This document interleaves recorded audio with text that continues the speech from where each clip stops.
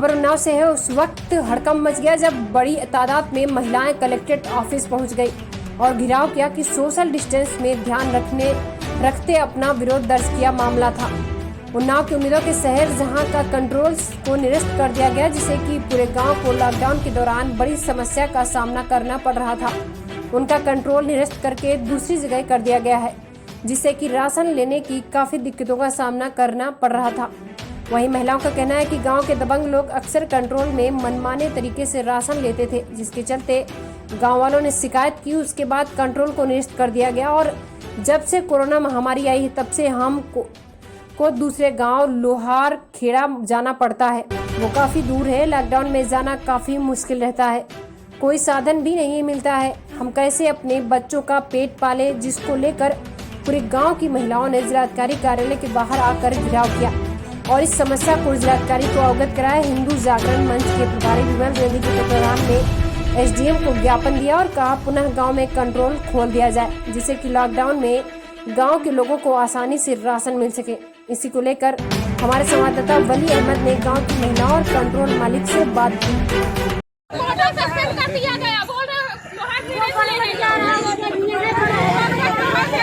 कोटे में क्या शिकायत हुई थी? कोटे में 2-4 लोगों को आपत्ति थी जो 5 बजे सुबह से लगे हुए हैं। उनको लगा रहे थे तो हम यहाँ के दादा है, हमको पहले राशन दे दो। उन लोगों ने ऑब्जेक्शन लगाया था इस बात पे और हम लोगों को कोई दिक्कत नहीं। क्या नाम है आपका? मेरा नाम मोहिनी, मैं उम्मीदों का शहर की निवासी हूँ। मेरे भैया दिल्ली में फंसे हुए हैं और मेरे भाई बीमार हैं। वहाँ पे बहुत सारे लोग हैं जो कोटेदार से शांतिपूर्वक राशन लेते हैं। कोटेदार उन्हें घर घर बुलवा के राशन लेते हैं, लेकिन कुछ अराजक तत्वों ने जिन्होंने नया उड़ता पंजाब बनाने की कोशिश की है उम्मीदों का शहर का, वो गुंडागर्दी करके राशन लेना चाहते हैं और उनके कहने पर कोटा निरस्त कर दिया गया है। तो हम लोग चाहते हैं कि हमारा कोटा हमारे गाँव में नरेंद्र कुमार जी के पास है, क्योंकि हमें उनसे राशन लेने में कोई आपत्ति नहीं है।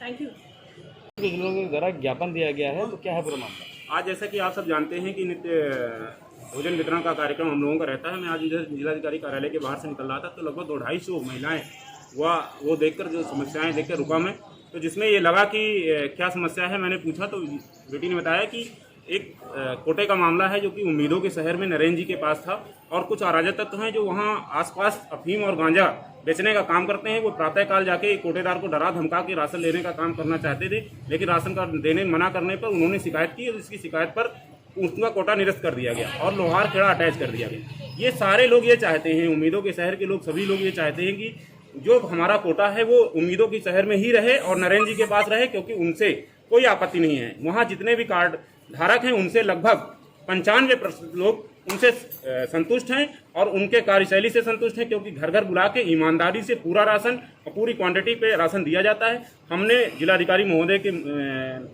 संबोधित एक ज्ञापन यहाँ जो वो है डीएसओ महोदय उनको दिया गया है, उसमें निष्पक्ष जांच की मांग की गई है और जल्द कोटा बहाल करने की मांग की गई है और इन लोगों का कोटा नरेंद्र जी के पास ही रहे और समय से इन लोगों को राशन मिलता रहे, ऐसा एक प्रयास किया गया। ग्राम है, ग्राम सभा बरवट, ब्लॉक सिकंदरपुर सरोसी। तो क्या हुआ है कोटे को लेके? हुआ यह कि हमने जो है एकदम ईमानदारी पूर्वक ये हमारे गांव के कार्डधारक, आप इनसे पूछ लीजिए, जी सबको जिस प्रकार से सरकार ने दिया फ्री बांटा और जो पैसे दिया उसको पैसे बांटा, जो नरेगा कार्ड उसको फ्री दिया, सबको दिया।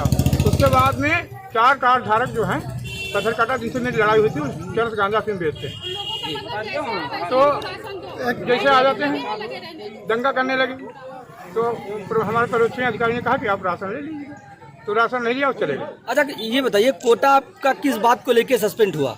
कोटा बस वही 4 कार्ड धारक हैं जो गीता राकेश आदि पत्थर कटे जो गांजा बेचते हैं, उनके जो है चक्कर में सस्पेंड हुआ है। जी आपके कुल कितने कार्ड धारक हैं? हमारे यहाँ कार्ड हैं अंत्योदय 95 और 5 गृहस्थी के 407। आपको भी ये राशन नहीं